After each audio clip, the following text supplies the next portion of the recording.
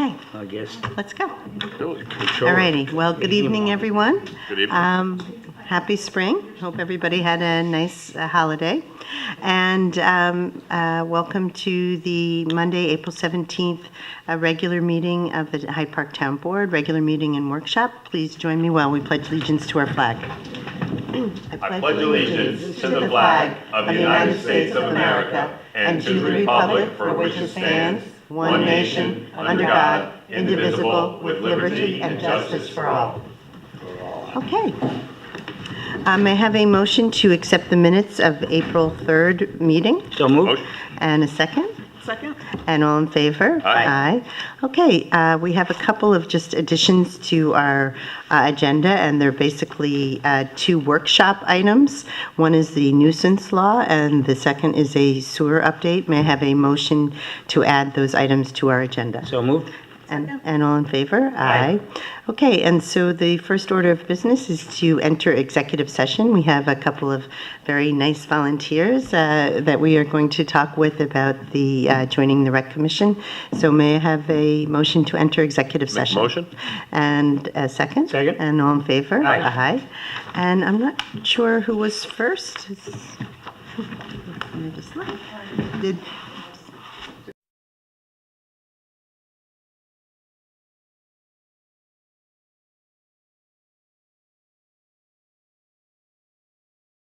Okay. Like Mayberry. Aileen, no, don't even know. What is that? Okay, so may I have a motion to return from executive session? I'll make a motion. And a second? Second. And all in favor? Aye. And a decision was made regarding two Rec Commission applicants. Well, I think we'll... Well, a decision to recommend Yeah. that they be Yeah. placed on the agenda for our May 1st meeting. Okay, should we wait for Warren? A few minutes? Do we need him? Oh, yeah. I just want to make a note. I won't be here May 1st. I Okay. think everybody else will be, but Okay. Did you want to do the correspondence now? I think we have... Sure, why don't we do that? Yes. Correspondence. Sure, do you have one that you're... There's two Okay. in the back. Okay.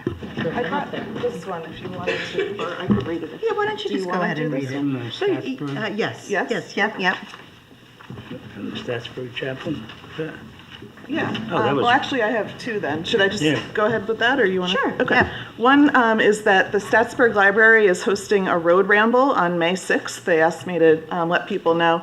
I went with my kids last year, and it was a lot of fun. It's a fundraiser for the Statsburg Library, and you get a team of people, and they have clues, and you go around, and it's kind of a treasure hunt, and a lot of fun to find sort of hidden places in Hyde Park that you wouldn't otherwise know were there. So if you're interested, statsburglibrary.org, yeah, or just call the Statsburg Library and they'll have information. And this, it's a little bit long, but I think it's kind of important to read and just let people know what something that recently went on with the potential relocation of Emergency 1. And it's unfortunately, they're not going to be able to relocate, but they really were thankful for the planning board's assistance, and I wanted to let people know about that. So this is an email from the owner of Emergency 1 in Hyde Park to Michael Dupree, the planning board chairman. It says, "Hey Michael, I hope all is well. I wanted to drop you a quick note to let you know that we have decided to discontinue our pursuit of the Pete's building.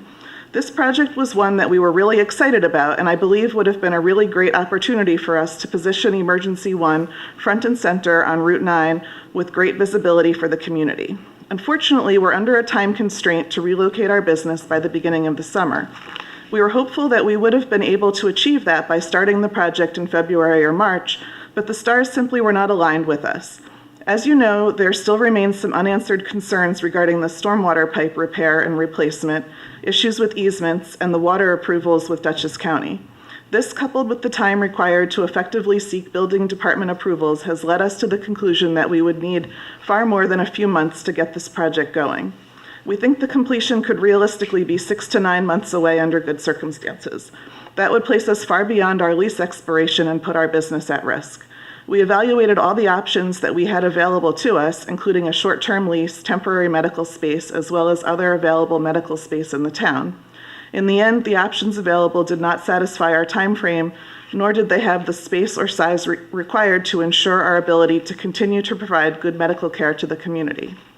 We're really proud to have been able to build our urgent care center in Hyde Park and provide the residents and business community with great medical care and patient and customer service.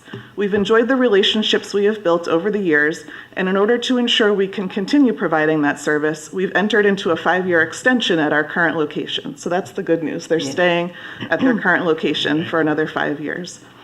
I wanted to reach out to you to say thanks. You and your team on the planning board have been such a great source of information and support throughout this entire process. Your guidance on the regulations, codes, and requirements really helped us navigate through the process as quickly as we could. Your help really gave us the only fighting chance of pulling this project off in the time frame that we needed. I also want to thank you for making us aware of the stormwater pipe and encouraging us to do a further evaluation. We had always planned on having that inspected and repaired during the demo phase. In retrospect, we're thankful that we got the evaluation, as we did not fully understand the cost of replacing that system.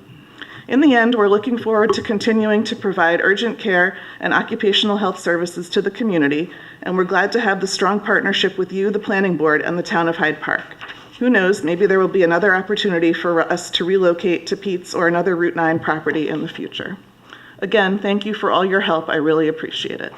So I just thought that was important for people to know, because, you know, we were all excited that that project might happen. And I know oftentimes people think when things fall apart, it's because the planning board somehow got in the way of the project. But the truth is the planning board went above and beyond to try to help this project go through. And it was really just a matter of not being able to work out between the applicant's timeline and problems with the property that are really something that the business owners would have to take care of. So it was a nice note of support for our planning board. I agree, yeah, and they really do go above and beyond. And it's funny, I attended a workshop where actually was the county executives shared service program, and they had someone from Pace University Law School, Land Use School, and they had a discussion on all the things that towns can do and planning boards can do to facilitate the expeditious treatment of applications.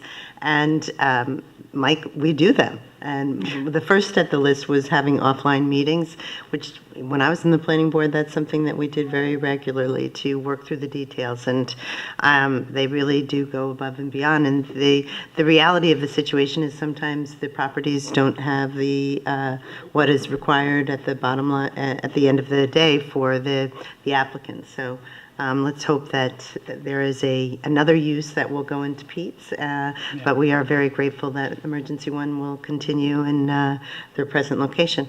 Yeah, the problem that I think really arose with this is the pipe that goes under the building that is decaying and really needs replacement. So that's just. Well, I think the other problem that is unfortunately too prevalent in our town is that there is a deed restriction that will be imposed on the property that will prohibit its use as a restaurant.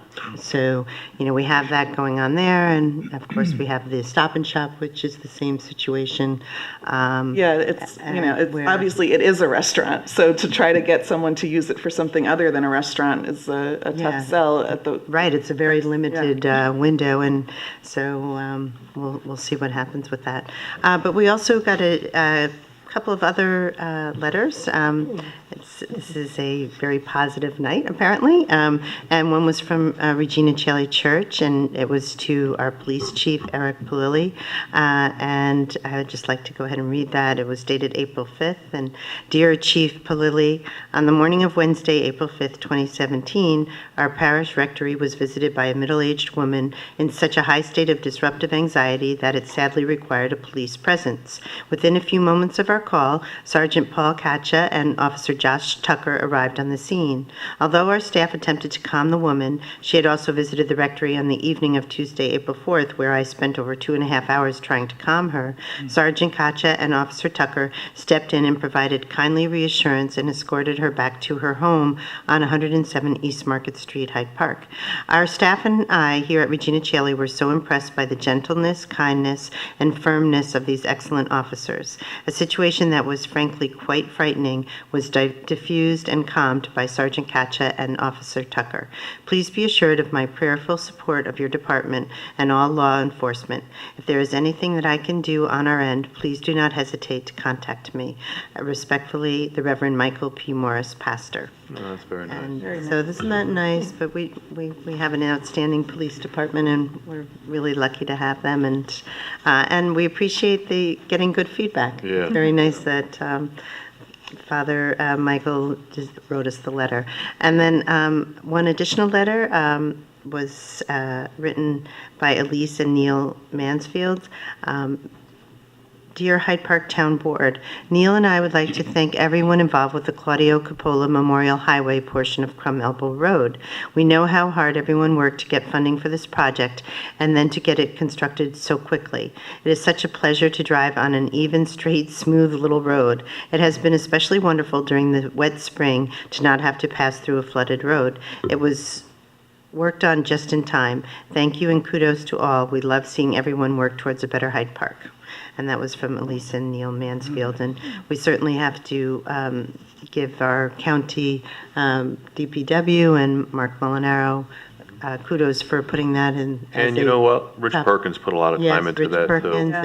and of County course, legislators really made that happen. Yeah, Rich really did a lot of work on and that. of course, Claudio's parents, Lisa, and so that's it for the correspondence. Then we do have moving on a public comment on the resolutions only. I don't know if anyone would like to come on up and comment on the resolutions, the 6 resolutions before us.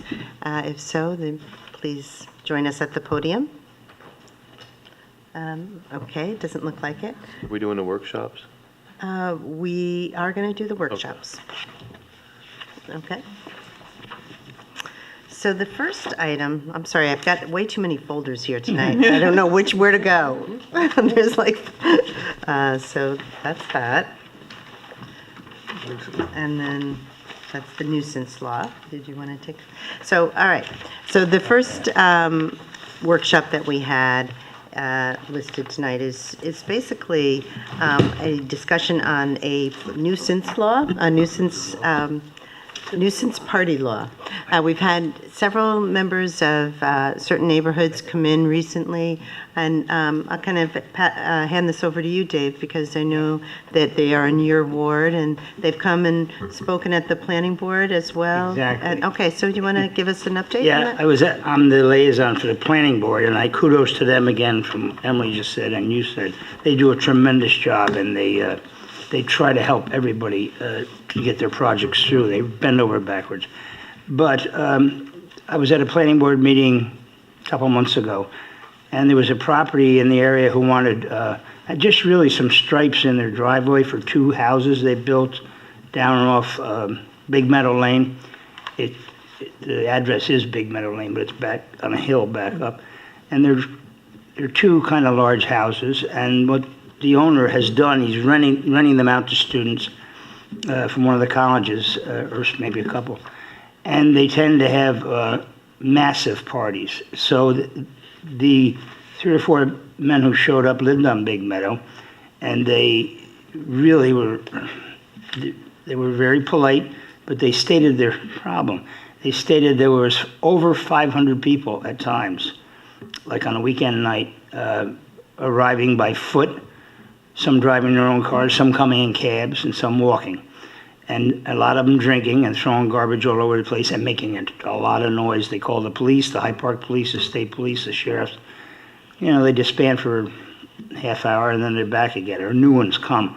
So they were they were asking the planning board to do something. And Michael, the chairman of the planning board, just made a notion to me to maybe I could bring it up with the town board. So this is how we got here. There have been other problems over the years, and there's no way to deal with it, really. We don't, there's noise law, but we had on Riverview Circle about 3 or 4 years ago. They sit out all hours of the night, really, and drink beer. They're college kids, and they are a nuisance, a big nuisance. And they strew garbage all over the place, and their language is something to be desired, they curse a lot. And young kids having fun, but it's not right, not in a residential neighborhood. So that's how we got where we are. I think we just do something. So I did just give the police chief a call to kind of briefly discuss with him, what they've observed thus far. And he said, yep, there have been numerous occasions where they've been called, and they're somewhat limited to enforce anything other than the noise ordinance. And so he was very interested in this proposed law that was sent to us by the planning board attorney that was recently passed in the village of Tivoli regarding a nuisance party. So we kind of printed it out, and I don't know, Warren, have you had a minute to take a look at it? I just quickly looked at it. Yeah. I was, Here, talk to you. did they, this was adopted in 2015. Yeah, I was aware. No, No, that's when it was, 2017. that was when it was printed out. Yeah. It was adopted in 2015. This is in response, Tivoli's had a history of problems with Bard students. And this was, I remember when this was enacted. I took a quick look at it. We'd have to examine how constitutional this is. And I'd be interested in knowing to what extent Tivoli's had success in enforcing this. I'm actually going to be in Tivoli. I'm going to be in Tivoli at a town board meeting a week from Wednesday. Not a party? You're not No, maybe there will be one after. You're going to test the law? But I could ask the mayor how Yeah, it would be interesting successful to they've see been in if this has enforcement. helped, because I remember when this was adopted, it was quite controversial. Well, it's The idea really is that rather than just break up the party, that there would be some means of fining the owner, right? That That's might it. make the property owner take action, right? it lists numerous behaviors that are considered nuisances. Yeah, well, that Right. might be, negotiable. Yeah, I think the benefit to these laws usually is really that the police have another tool that they can utilize to respond to these incidents and actually either threaten or issue an appearance ticket or something to that effect, which might have a chilling effect on these types of activities. So if Tivoli's had some success with it and they haven't been brought into federal court for denial And if they haven't been brought to federal court, of then up civil in rights. Tivoli, Bard students. Does town of Then we Poughkeepsie might- have one as well? Why is it I don't know if the You town would of think the Poughkeepsie town does. would, right? With being close to Marist with all the rentals? Yeah, I don't know. Yeah, the issue on these things is whether, not so much that it's unconstitutional, but it may not be enforceable because the definition of what's prohibited may not. Is this after a certain hour of the day? No, they have, This has a pretty wide range of, it's mostly based on behaviors. Disorderly conduct, unlawful possession of an open container, public urination, unlawful sale or dispensing of alcoholic beverages, sale or furnishing of alcoholic beverage to an underage person.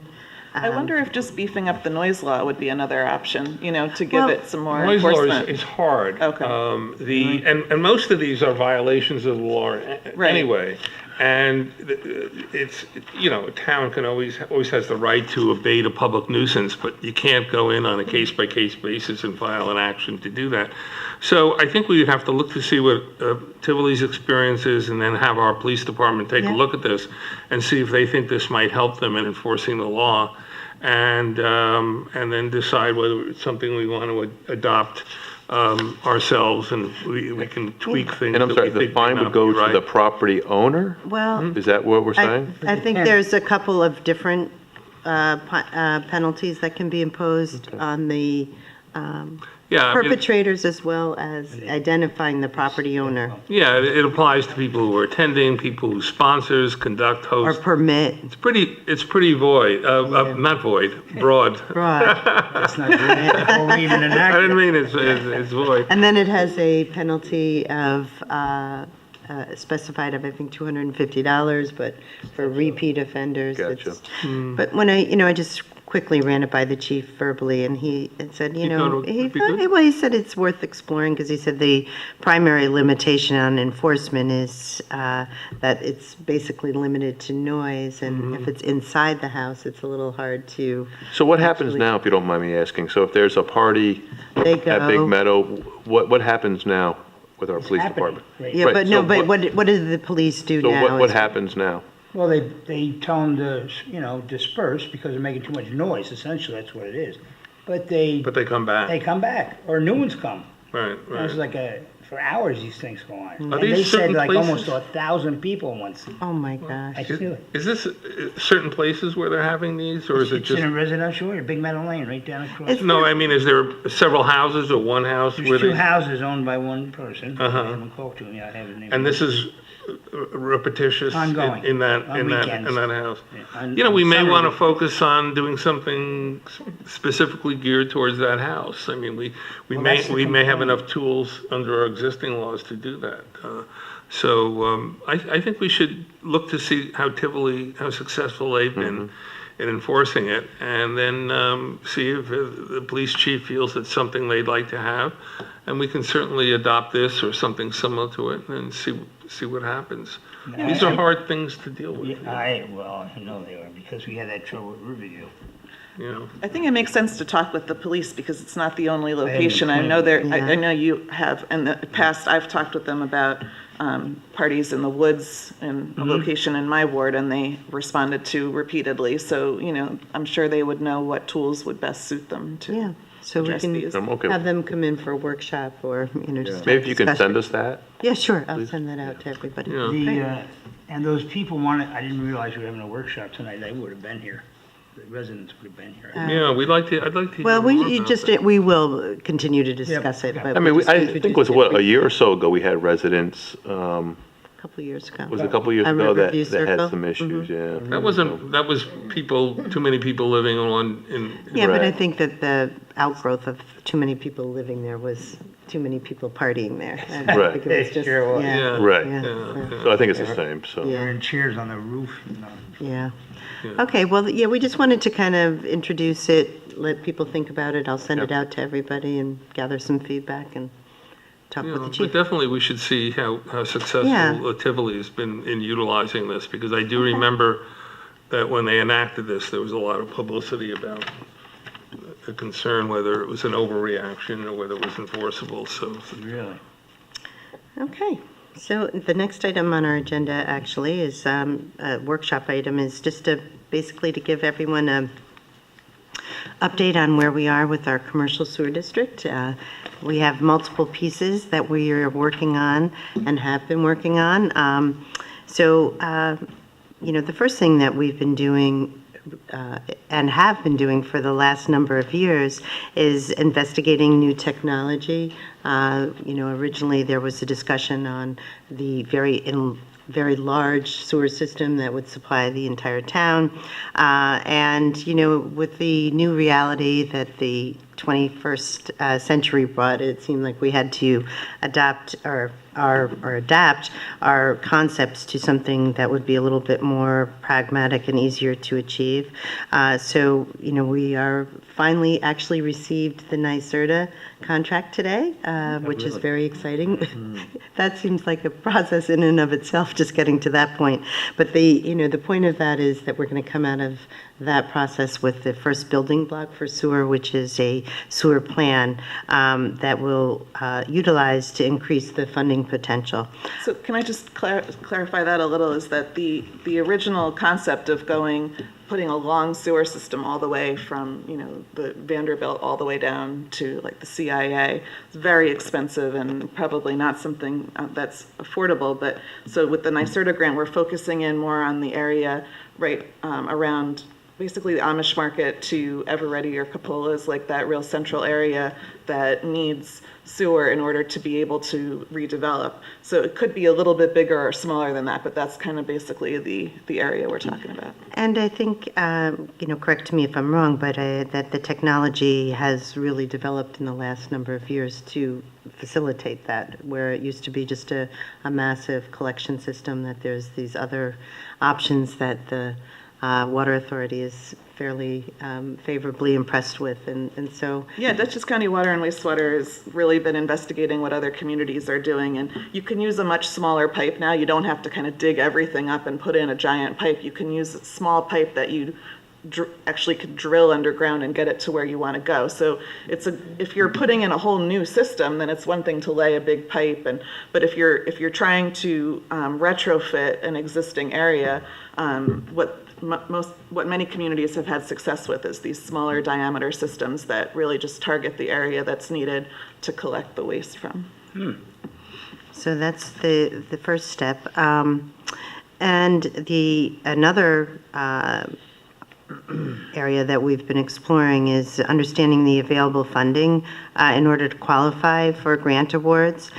We've dedicated lots of time on our part to researching funding sources, talking with the various agencies, and figuring out how we can fit in. Because Hyde Park does not have a failing existing sewer, nor a low-income population, we don't score high with the Environmental Facilities Corporation, which is the most used funding source for sewer. So working with Scenic Hudson, we've asked our state legislators to seek changes to the system where they only fund existing sewer repairs or improvements, and to open up funding for towns like Hyde Park, where we don't have any sewer at all. So we are also working with various other available funding sources. The third thing is that we've been looking to bridge the gap in affordability. Many people actually don't realize that the way all districts work is that they are paid for only by the ratepayers, the districts, the people who benefit by the districts. So, because we're rather spread out and sprawled out, we don't have a tremendous amount of ratepayers for the expense of the system. So we really have to bring in grant funding to make that affordable for the ratepayers. So that's something that we, again, are trying to piece together all these possible funding sources. I'm sorry. I know you're just so excited about this. I'm excited. I mean, just to put some numbers to it, I mean, the real rough estimates, and this is the NYSERDA grant, we're hiring engineers who are really going to put a concrete plan together, but the real rough numbers that we've been just kind of floating through our work with Dutchess County Water and Wastewater is that to put even a small sewer system in for that kind of targeted area would be in the range of $8 to $10 million. I mean, that's really rough, but that's kind of the magnitude of what we're talking about. And probably the properties in that district, if you were to bond that amount, even over 30 years or whatever, it would be too much. Right. What they could probably afford is more in the range of $2 to $3 million.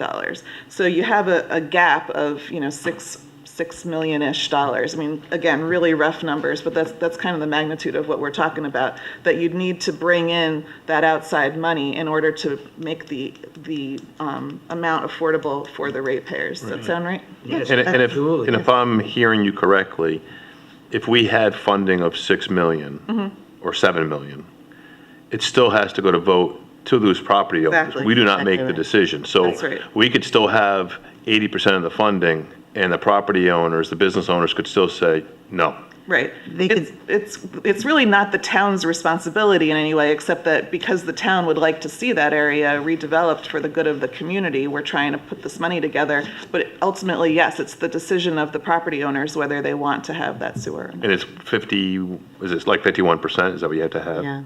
It's like a normal boat. Yeah, and it's so.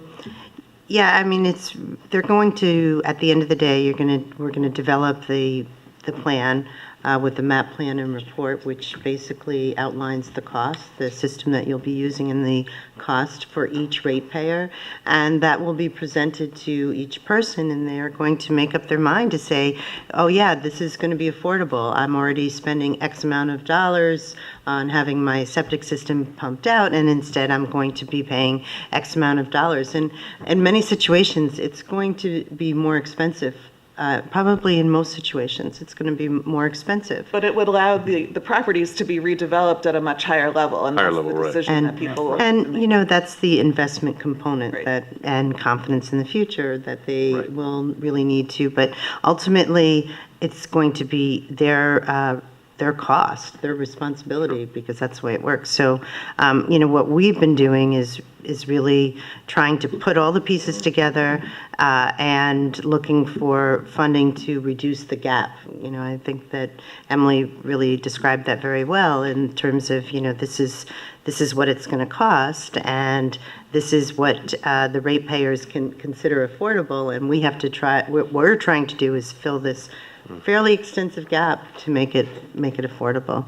And the grant programs that are out there, everybody keeps saying, go to EFC, but as Aileen said, the Environmental Facilities Corporation just really doesn't have funding for new systems. They fund repairs to existing systems. So we really have to look instead to other types of grants like economic development grants, and they want to fill a portion of a project. They want to help fill a gap, but they also want you to show job creation. So that's kind of the puzzle that we're in. Yeah, that's actually brings us to our next point, that, and you'll see there's a resolution number 3 on the agenda to execute an agreement with Choice Words for a consolidated funding application for sewer, for infrastructure. So Emily and I met with Steve Densmore and Mike Oates several weeks back, and Steve is a very successful grant writer. He's done a lot of really positive, had positive results from grants that he wrote for the walkway and various other places. And he provided a proposal for us to assist the town in its efforts to secure funding to develop its water district, its sewer district via the consolidated funding application process offered by the Empire State Development Corporation. So, you know, Emily has done a fantastic job of writing tremendous amount of grants for our town. But, you know, this is something very specific, and he has a lot of experience and a lot of knowledge. And I had met with Megan Taylor from the Economic Development Corporation, and it seemed that this really might be a moment in time for Hyde Park to apply for these CFA fundings. And so you'll see that's a resolution, and hopefully you'll all support that Yeah, I tonight. mean, Aileen's really been beating the bush as far as, you know, going to every agency and economic development person out there. And I think Megan Taylor, you know, gave you the impression that it was a good time for us to apply, and we Yeah. could have a strong application. And it really is, it's a moment in time in that we're developing this plan for the sewer district.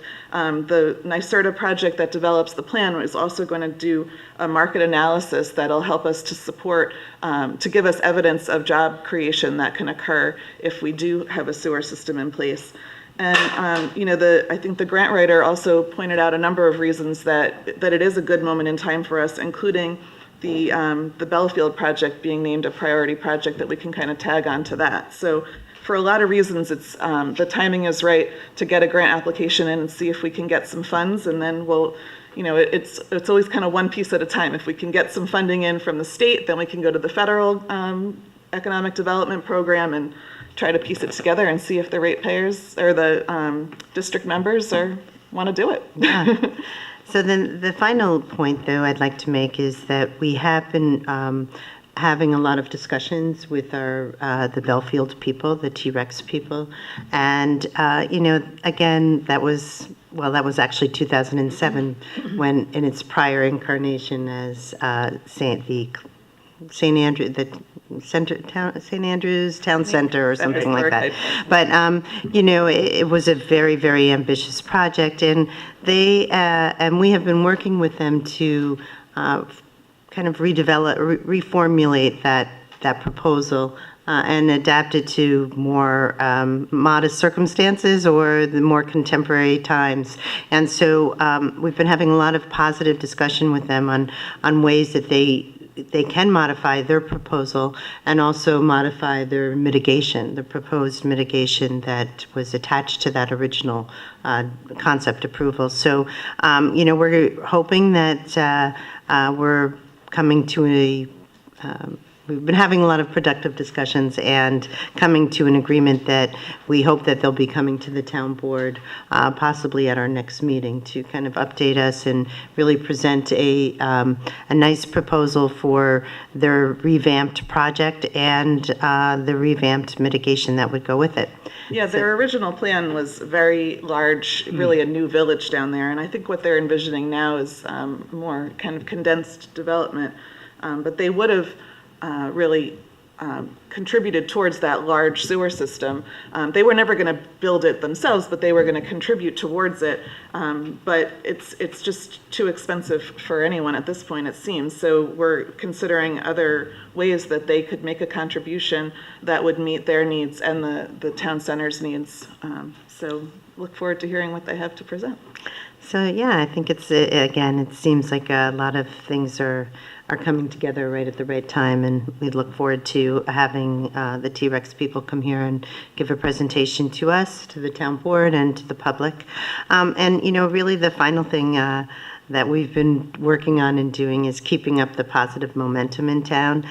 We've really been promoting our town with good fiscal management and working on the positive press that Hyde Park deserves, and we know that's really working. We've seen a really nice spike in our mortgage sales, which makes me very happy, not just because it increases our revenue, which helps keep taxes down, but it just means that we're attracting new residents and new vitality, and that's really young. It's great to see young families out walking in the neighborhoods, and so it's good to keep that momentum going. And we really do have a strong vision for our town and creating a town with a heart, a walkable center. And some people had said, well, I don't really, why do people out in Eastern Hyde Park care about that? But I think they do, because your commercial areas do give you a sense of identity and pride, and I think that's why we all get worn down by the unmaintained or vacant properties. So, having that vision to redevelop the existing properties and promote Hyde Park as a great place to live, that's just kind of going to keep the momentum moving. So we'll see what happens. Look forward to having further discussions at our next meeting. And any questions or comments or Dave? Yeah, sure.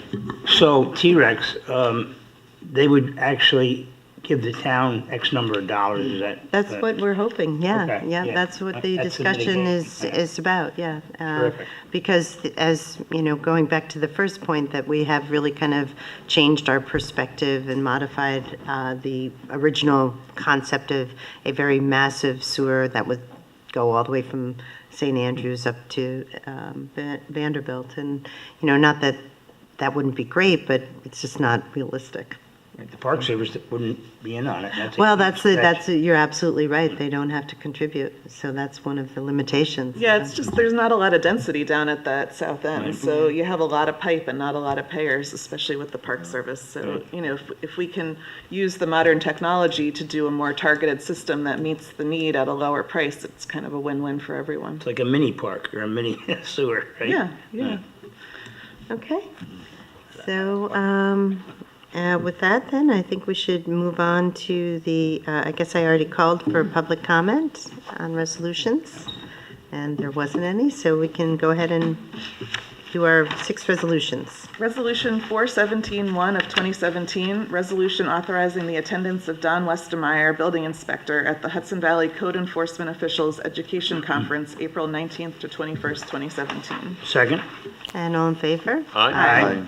Resolution 417-2 of 2017, resolution authorizing the confidential secretary to the town supervisor, Caroline Miller, to carry over accrued vacation time.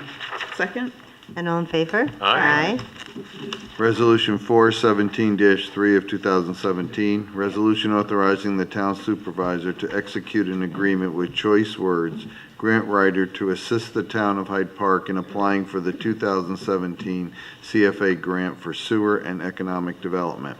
Can I just comment on that? Sure. I mean, I was so impressed with Choice Words. Their experience and their track record of getting grants through the CFA is really unmatched, and I think that they're an excellent choice.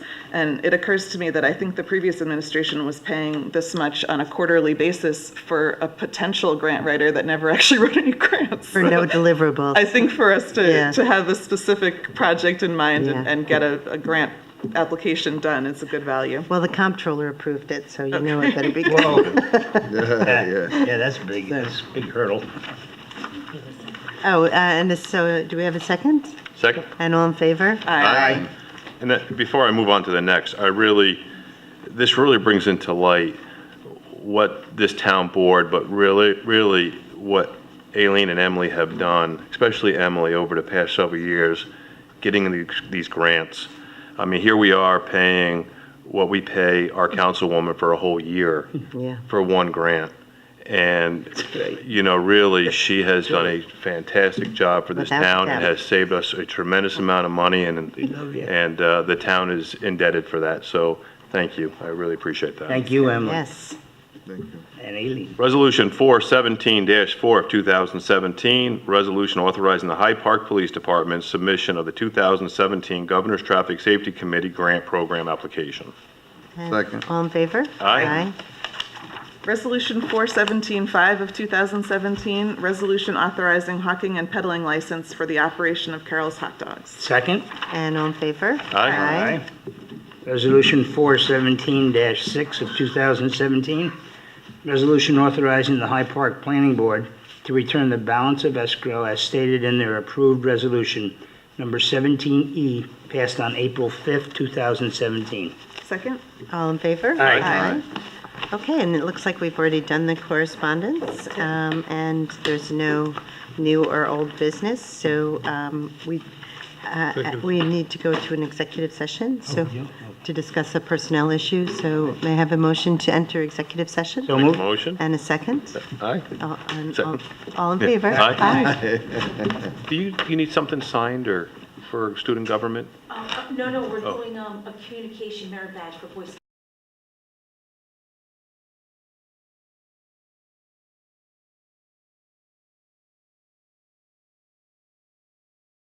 So may I have a motion to return from executive session? I make a motion? And a second? Second. And all in favor? Aye. And a decision was not made. And with that, I'm going to ask for a motion to adjourn this meeting. So moved. And second? Yeah. Not tonight. Nothing was- We only take them on the resolutions for the second meeting of the month. And the first meeting of the month, it's on anything with public implications. Okay? Yep. So a motion? Motion. And a second? Second. And all in favor? Aye. Aye. What was this? Thank you, Donna.